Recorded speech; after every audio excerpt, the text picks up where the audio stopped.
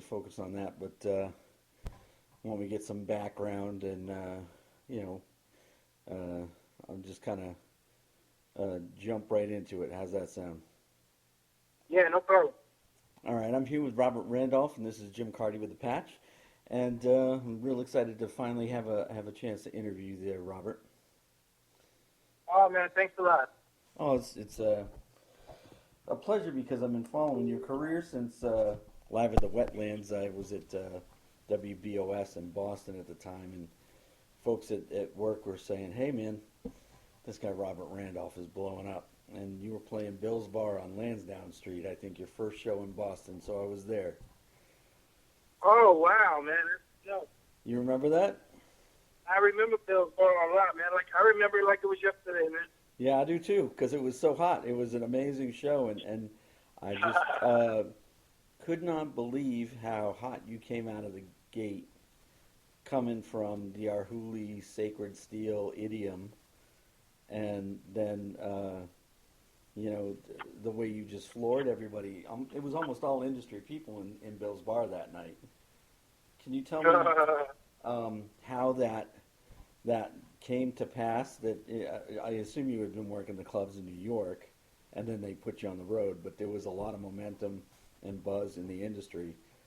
And tell me how you just made that leap out of doing stuff in the church to secular music, and how that all just Man, got so much momentum. you know, it was really just, I mean, all word of mouth. I mean, coming from playing in church, but then we started playing around in New York City. We were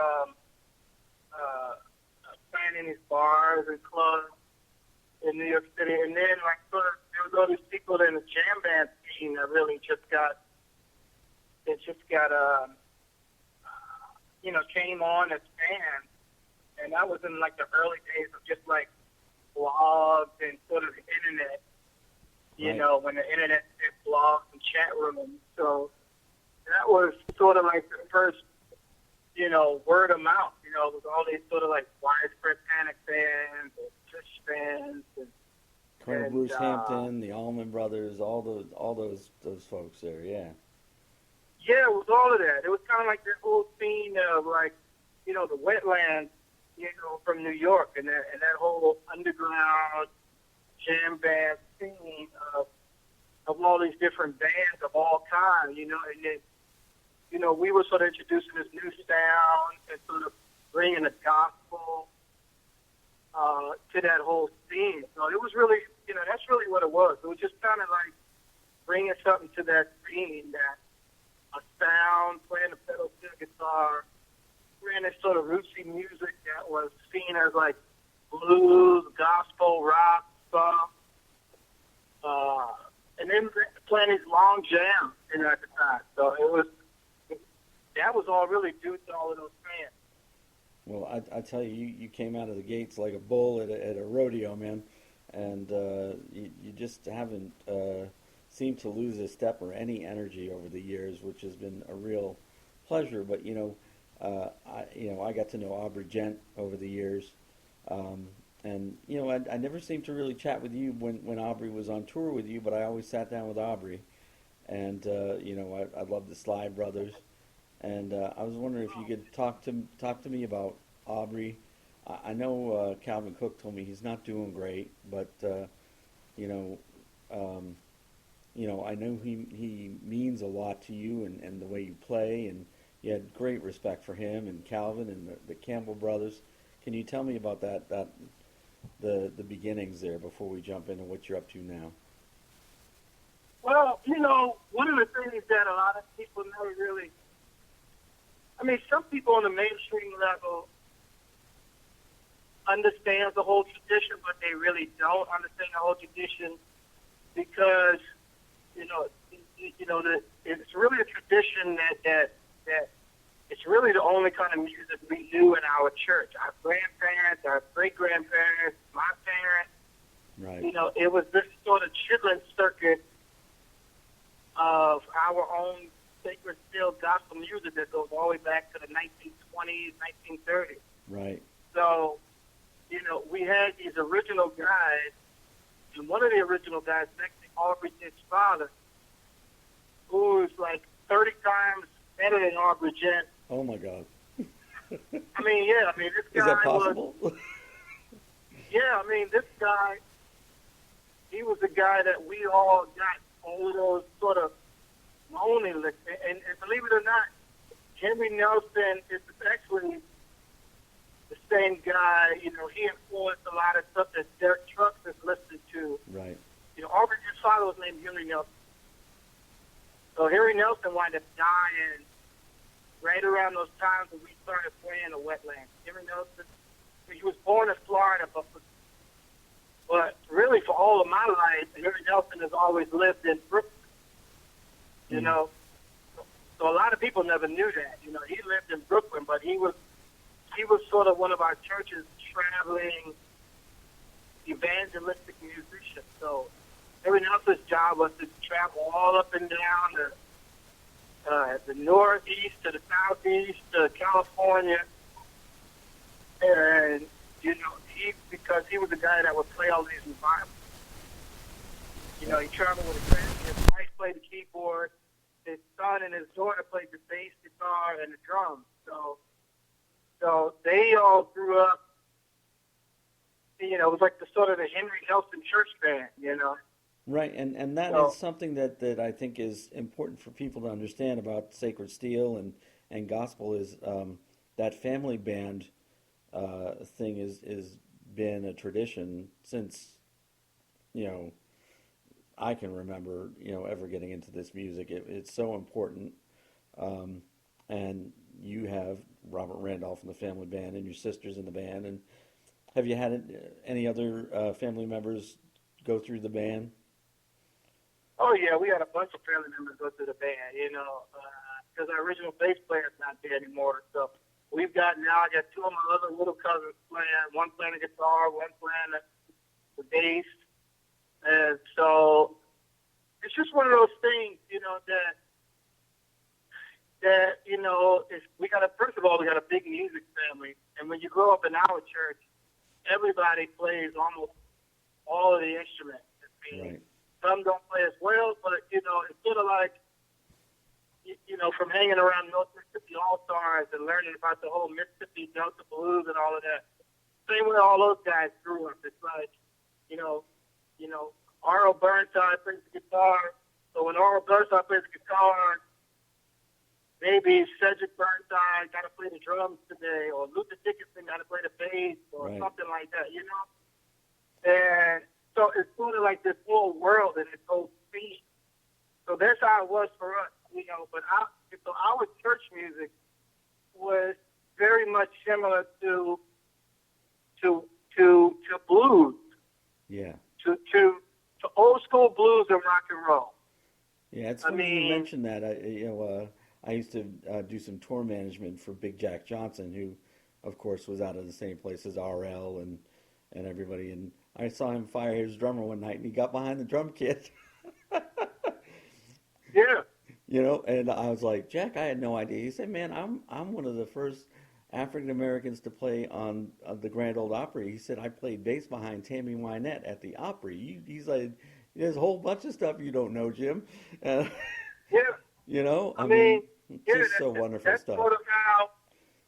That's just sort of how we all, that's how you grow up in that scene. And for us in church, like for me, the first instrument I played was drums, Yep. So I was a drummer for all of those guys, man. Harry Nelson, and a lot of Calvin Cook and a lot of those guys when I was young, teenage, Right. So when I started playing the lap steel guitar when I was 14, 15. I really got serious about it when I was more like 15, 16, Yep. So, and I just practiced, trying to be like Harry Nelson and Calvin Cook and Ted Beard and the Campbell Brothers. And I was kind of, all I did was study all of those guys, Sure. Because one of the sort of the privileges I had with my father, he was one of the first videographers of the church. So he would travel, and we got all of those guys probably thousands of hours of videotape. Right, those Sacred You Steel know, conventions have video of it, and and it's such a gift. well, you know what? To be honest with you, the Sacred Steel conventions don't even capture 20% of what I'm talking about. You know, Right, sure. because watching, you know, when you watch some of those tapes of Henry Nelson and Calvin Cook and the Campbell Brothers and Ted Beard, all those guys, see, for me, you know, it only really goes back to like the early 80s. So, Right. you know, because, you know, that's when my father got his videotape. So most people don't have any. Some people have cassette tape, like my great aunt and all of them, they had cassette tape. Chuck Campbell's father, he's got a bunch of cassette tapes of all the, like the real original guys, you know, and they're like sort of 30s, 20s, and 30s, you know. Yeah. So for me, that's what it was, man. I had a chance to study all those guys, you know.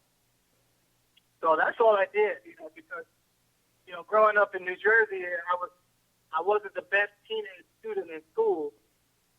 So, you know, I was one of those sort of like bad church kids.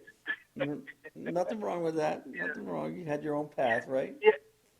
Which is funny, when I was explaining to somebody, it was actually one of these church pastors, you know, because he was like, oh man, I'm having trouble with these young musicians. I said, listen, that's the history of the world, man. Trouble with young musicians, because, you know, when you look at the history of James Brown, Sam Cooke, Marvin Gaye, Al Green, Sly, so all of those guys are teenagers. Hendrix, Right. you know, they didn't do the normal 1, 2, 3, 4, 5.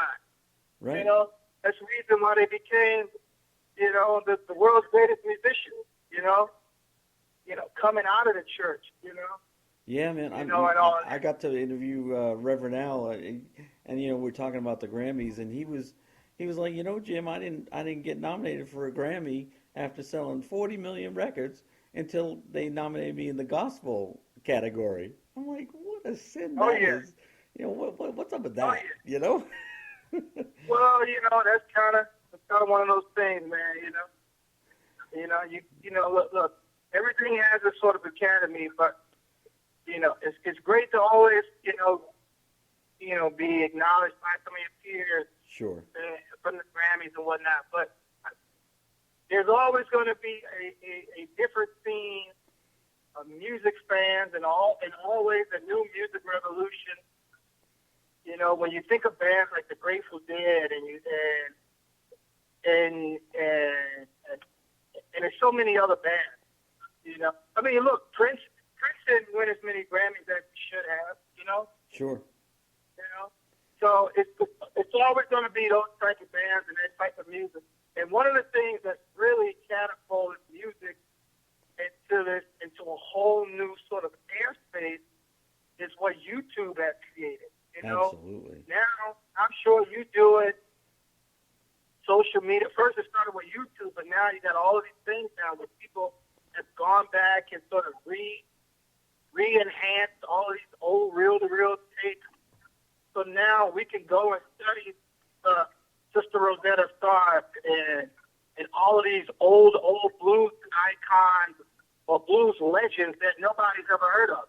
Right, those folk blues tours that went over to Europe and were recorded by German TV. They look like high def TV, but in black and white.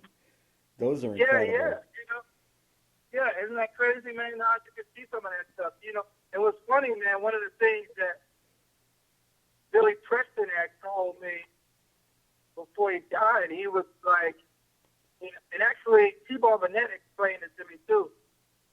Because T-Bone Burnett was like, look, man, when I was a kid, we used to go to school, and we would all like somebody would have a record of this old blues guy or Little Richard or somebody. He said because my parents wouldn't let us listen to that music because of what was going on racially in this country.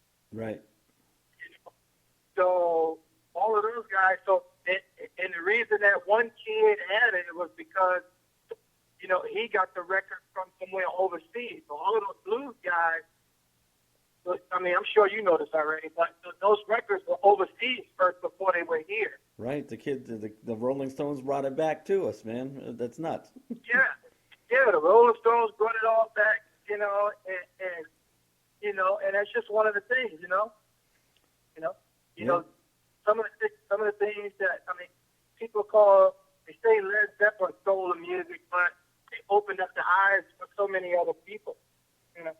Yeah, So that's well, so I that's mean, kind you of one think of those about things. Big Mama Thornton, and she wasn't too pleased with people like Janis, playing Hound Oh Dog, yeah, and oh yeah, it's so many, man. And I'm still discovering people. I don't even know. I just ran across a clip the other day that somebody posted, and it was this other old blues lady that I had no idea. I don't even know what her name is, but I took a screenshot, and I was like, I'm gonna go back and study it because this lady was on. It was like something from the '50s too. very cool. You know? Yeah, man. Yeah. Hey, I've seen you on dozens of shows, and they're all special. But I was close to Hubert Sumlin, and I got a chance through the Jazz Foundation to go to the Apollo to his the tribute to Hubert that you were on, and that was like a Clapton Crossroads, but with that small, intimate Apollo audience. Can you talk to what it meant to you to be on that show? Well, for me, it's always great to be in that sort of class, or just to be recognized by.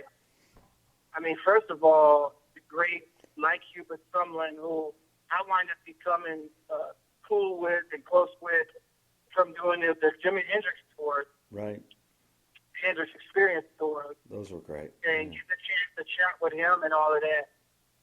But also being recognized by Clapton and Santana and Greg Allman and the Allman Brothers and all of these different guys, it's sort of a pleasure, and it sort of puts pressure on to really just keep going, It's kind of funny because,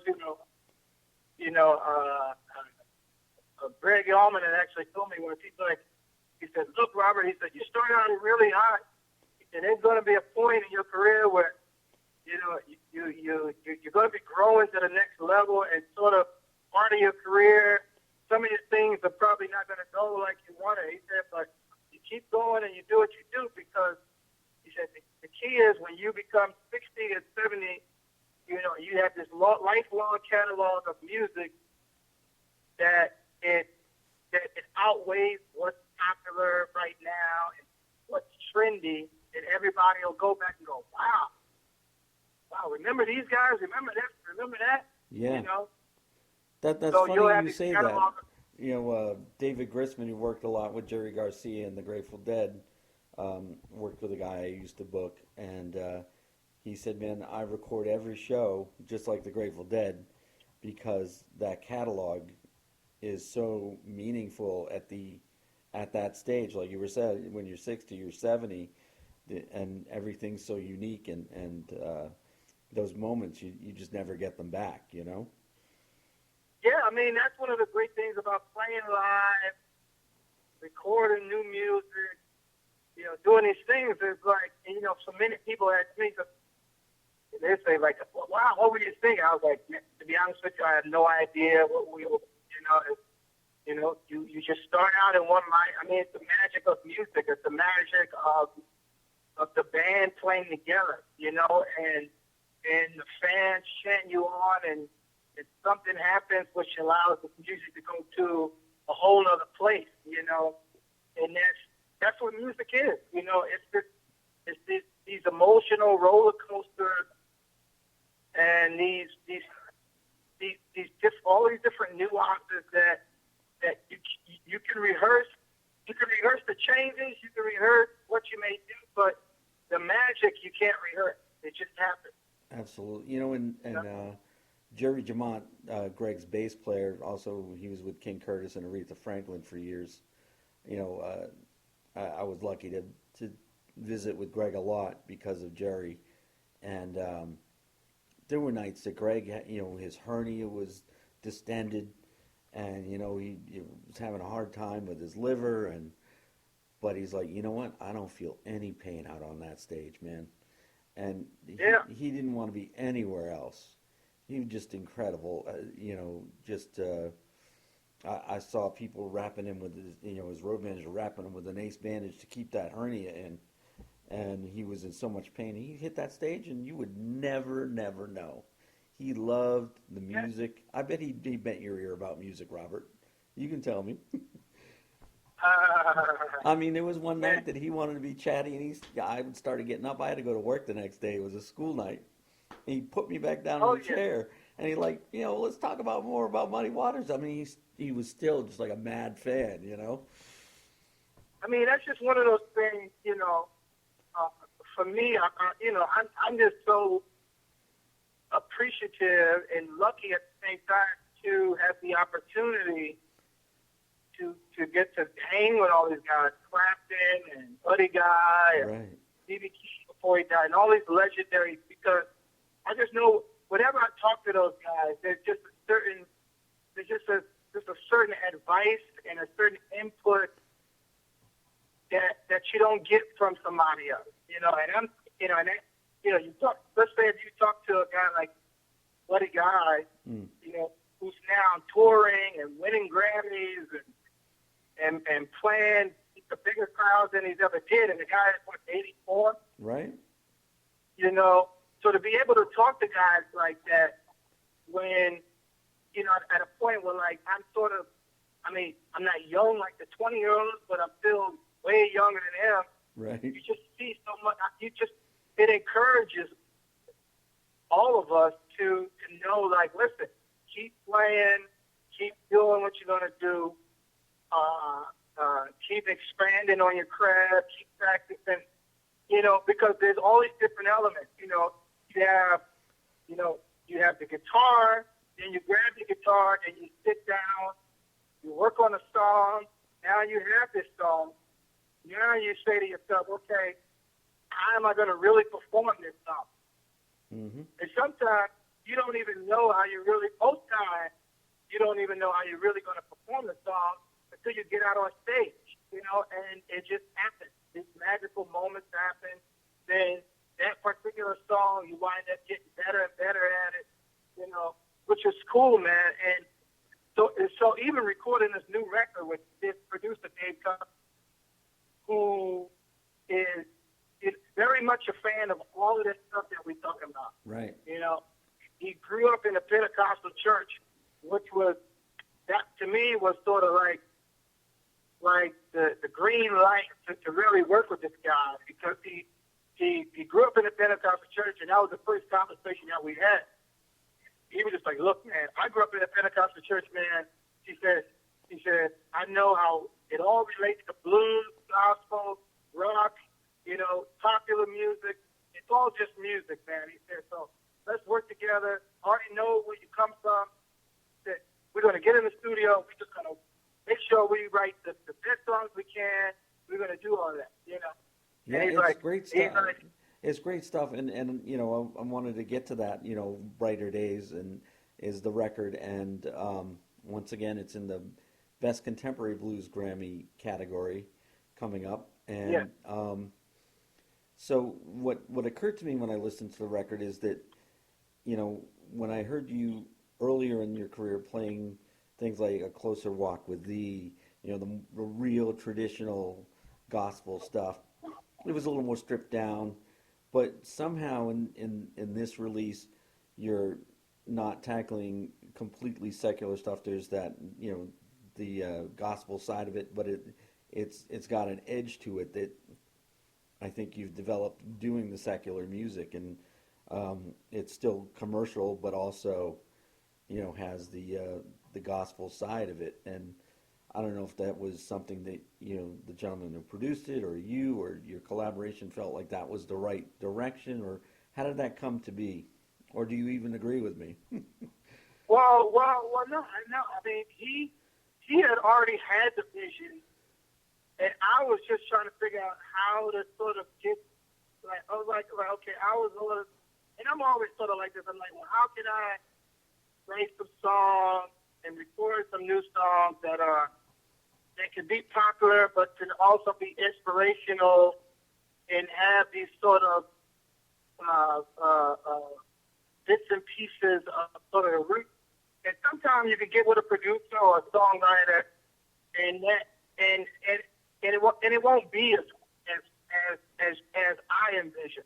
Right. So working with a guy like him who really understood it, I mean, you know, his whole process is really unlike most modern day producers, you know, especially as a young guy that he is, you know.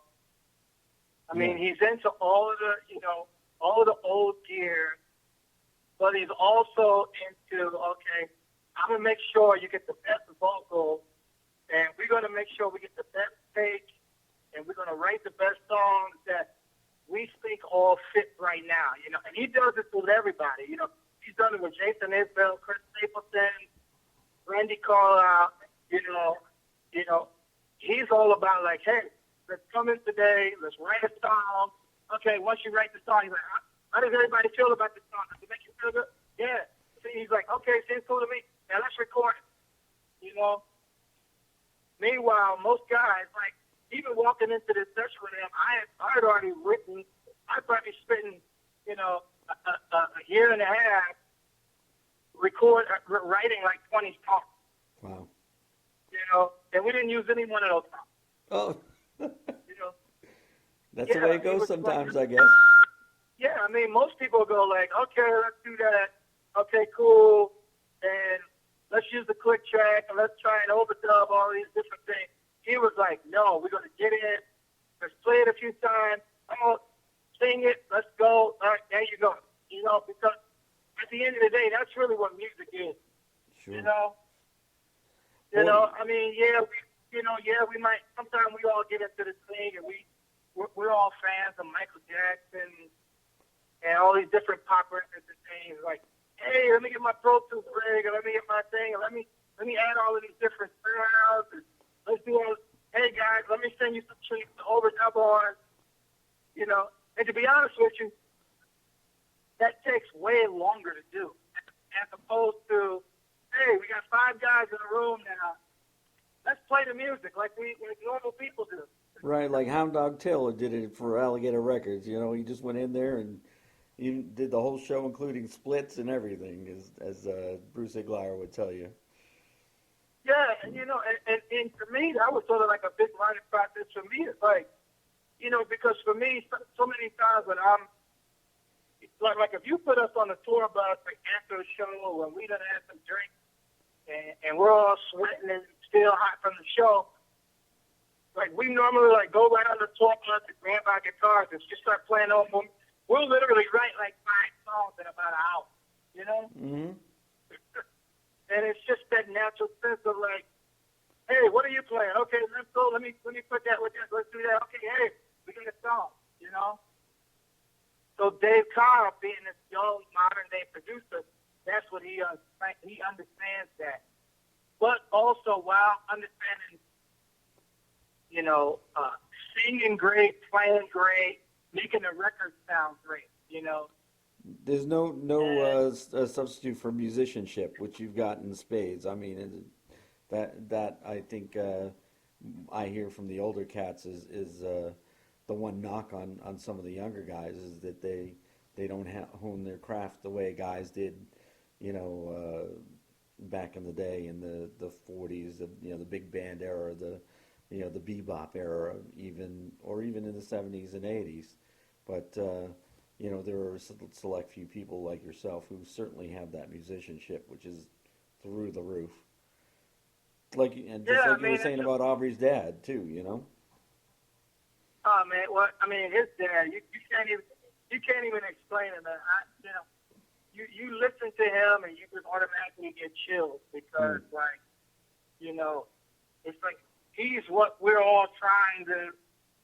I mean, his whole sound, his tone. The way his wrists move and all of that, it's like, I mean, we look at it and it's kind of like how like Kobe and all those guys look at Michael Jordan flying and gliding through the air. You know, it's kind of like, right. It's just something that you know, we can try and study it, try and do it, but it's never going to be the same, you know? Yes, yes. You know, the other thing is, I was at the Beacon Theater here this weekend, and Yeah, I had really hoped to see you, then, but I couldn't set it up. It didn't work out.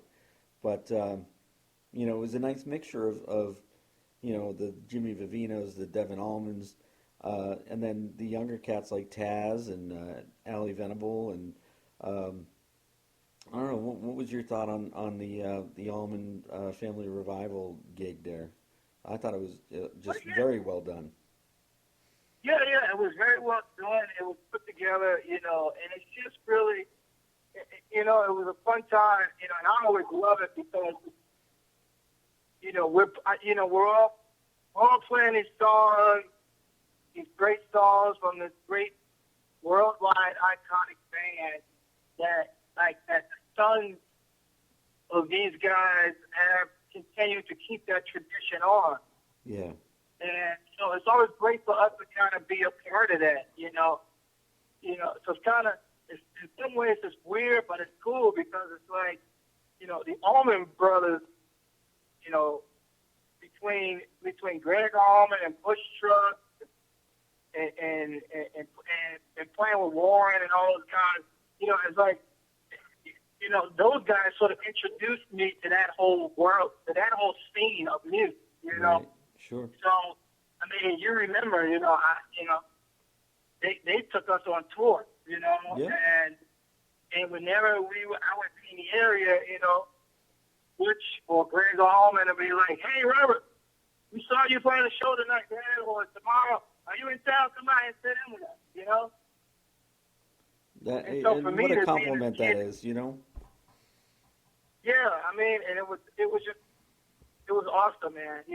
Because for me growing up, I mean, I knew nothing about the Allman Brothers growing up. So, I mean, I've only through the years have come to appreciate and learn and study all of that, and really study the whole sort of timeline of each special band, who they were. It's like when you go on Ancestry.com and you start finding out the different people, all your uncles and great parents, who were their parents and what and all that kind of stuff. So it's kind of great for me to study all of that now.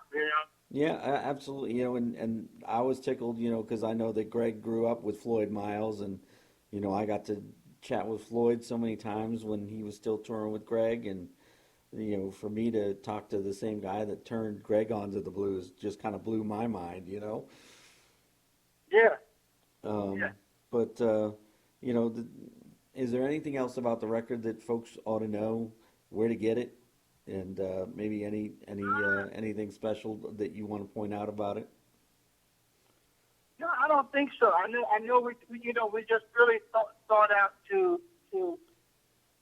get something, to write and record something that was really that would really get people to understand my story of growing up in the gospel roots, growing up in church, and recording these songs in such a way that allows the guitar to be this sort of traditional way of sacred feel, or to sing and talk and have all these emotional moments, but write these original songs that will pull people in and inspire people in, and not only that, we were so excited to finally add these choirs to really give people the sort of rock and roll, sort of gospel, inspirational experience. And Dave Cobb was very much instrumental in bringing that all together. And I'm only looking to continue that. I mean, and he's excited too. He constantly texts me ideas and things like that. New song ideas, new inspirational clips, Magic Sam, and all these different clips he's got me looking at now. I love Magic Sam, yeah. Yeah, it's such a great thing, and I knew nothing about Magic Sam. Very few people do. There's so much or so little that he got to record before he passed. You know, another guy, Earl Hooker, who had tuberculosis. Just when I found Yeah, him, right around the same time I found Magic Sam, blew my mind. You know, yeah. some great stuff Isn't that it you can awesome? still discover.